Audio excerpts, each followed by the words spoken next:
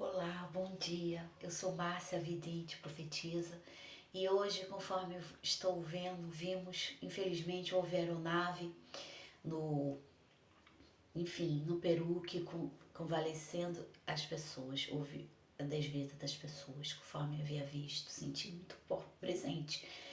E nós tivemos também ontem um jogador de futebol, o Luca, que simplesmente Deus deu uma nova chance a ele por causa que eu havia visto, porque estava alinhado. Está alinhado hoje também, gente. Lembrando que cada previsão minha são 3 dias. Então eu começo a juntar uma, duas, às vezes 3 previsões para resolver uma previsão.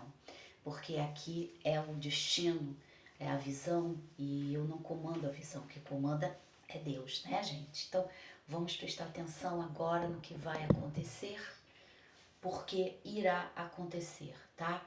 Não deixa de falar de onde você está falando, deixar sua mensagem que tão prontamente nós iremos entrar em contato. E eu quero falar sobre hoje o que irá acontecer.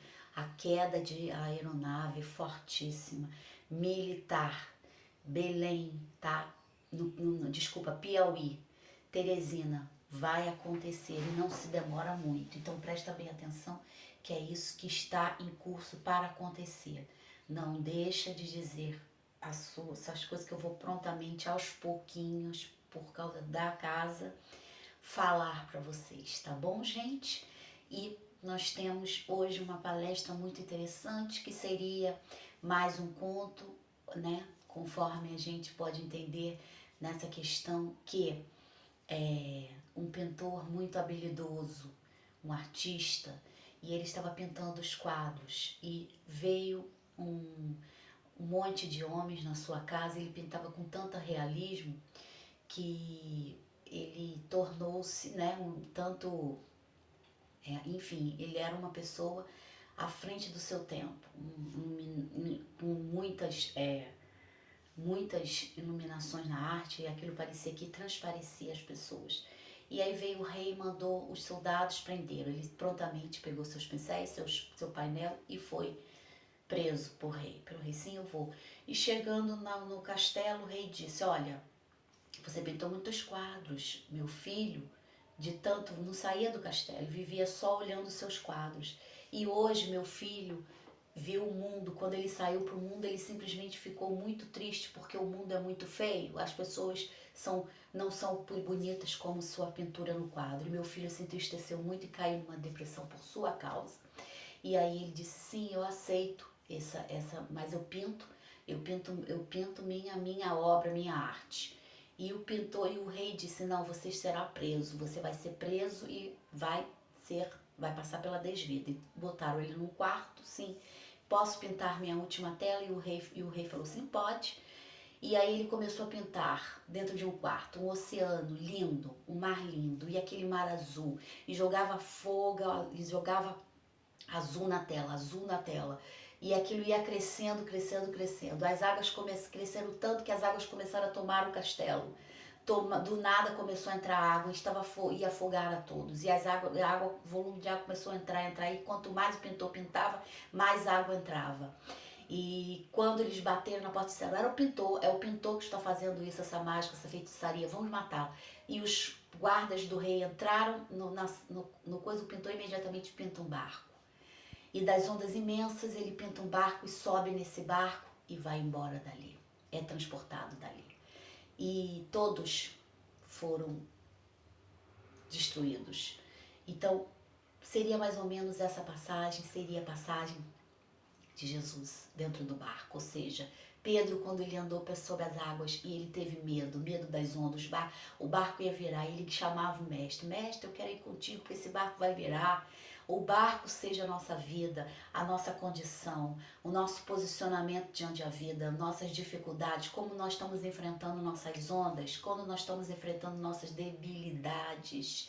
E muitas vezes essas ondas são tão altas que nós não conseguimos navegar o barco com o propósito que nós temos. Então vem sempre uma onda e vira tudo, e a pessoa perde o que ajuntou e depois recomeça de novo. Então isso tudo é o barco. E quando Jesus viu que eles estavam em aflição, Jesus andou por sobre as águas. Jesus seria o barco no momento de desvida, no momento que crucial. E Pedro falou: mestre, eu quero ir contigo, porque Pedro era o mais achegado e era aquele que estava ali constantemente com Jesus. Então Pedro, que era o mais forte, o que precisava de mais palavra, porque ele tinha muita força, ele era uma pessoa de mover massas. Então, quer dizer, ele pegou e foi com Jesus. E Jesus o abraçou, e ele não teve fé suficiente. Quando ele viu que as ondas estavam grandes demais e ele estava andando, ele começou a afundar. E Jesus vai lá e segura a mão dele e diz: homem de pouca fé. Mas naquele momento ali o pintor não teve fé, não teve pouca fé, ele teve muita fé. Ele acreditou que sua arte podia elevar o seu estado. Obviamente que aquilo ali é uma paródia, né? É uma situação que houve um desfecho, houve uma falta de vida ali, houve um desfecho, assim como João Batista, que foi entregue, e no último momento João Batista viu viu o carneirinho, e ele sabia que ele era o carneiro, ele era o sacrifício. Então muitas vezes a situação chega ao extremo e as águas sobrepõem, porque Deus é o Deus da vida, Deus é o Deus da saída, é o Deus da solução e é o Deus da finalização também. Então nós podemos entender isso, que a arte transporta as pessoas, o universo das pessoas. Você pode estar numa cela, você pode estar trancado, você pode estar, mas se você incluir a arte, se você incluir desenvolvimento psíquico, obviamente com a arte você cria grandes paisagens a nível da tela, a nível mental, a nível emocional nas pessoas. E isso inclui a fé.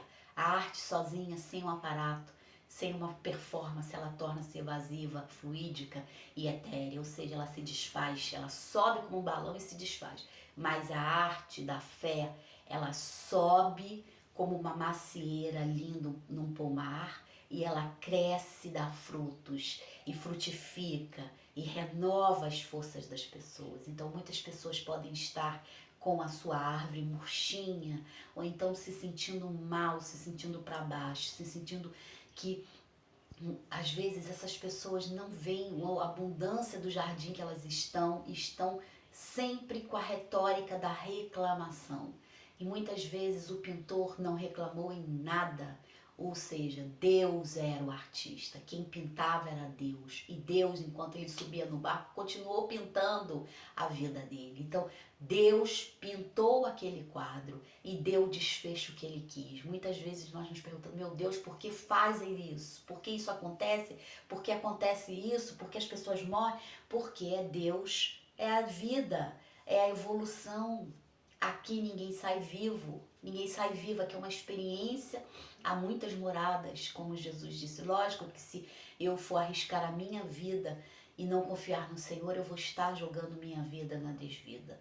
Mas o pintor maior é aquele pintor que expressamente é colocado no nosso caminho, e pelas nossas ações e pelas nossas obras ele pinta a melhor solução. E a melhor solução era navegar em águas tranquilas, livre daquele palácio ali, livre do rei e livre das incumbências reais. Então aquilo tudo ali mostra a fé, a predisposição e a força entronizada psíquica, que eu sempre falo aqui, que é a entronização psíquica ao objetivo, ou seja, ao foco, e não desviar para outros assuntos, não se alienar em outras situações. Não é alienação, não é foco demasiado, não é você querer algo impossível, mas é você querer algo dentro da fé, ou seja, da crença daquilo, da fé, pondo fé na sua jornada, pondo fé na sua caminhada, exercitando a fé como instrumento de grande labuta e transformação. E não é do dia para a noite, é uma reciclagem, é um redirecionamento mental, aonde você muda sua condição física, celular, emocional, respiratória e também psíquica, porque nós não estamos aqui para sermos é simplesmente vivermos. Estamos em um teste como no Jardim do Éden. E Deus é o pentor. Ele que decide a vida, o sucesso, a morte e o fim.